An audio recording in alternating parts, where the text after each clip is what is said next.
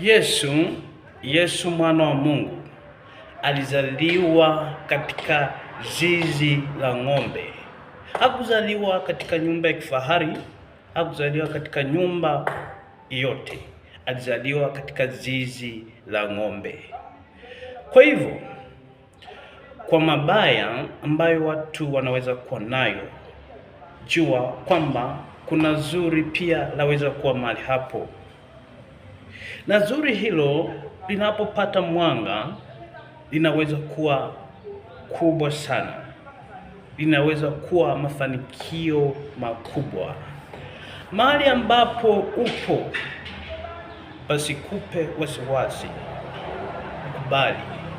Mahali ambapo uko, ukubali kwamba mahali hapo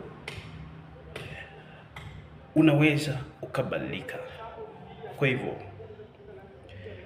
mazingira, hatujakui mazingira ambapo tunazaliwa, lakini pale ambapo tulizaliwa tutabadilisha, na mwanga ambao utaonekana ndio mwanga ambao tutumia kubadilisha.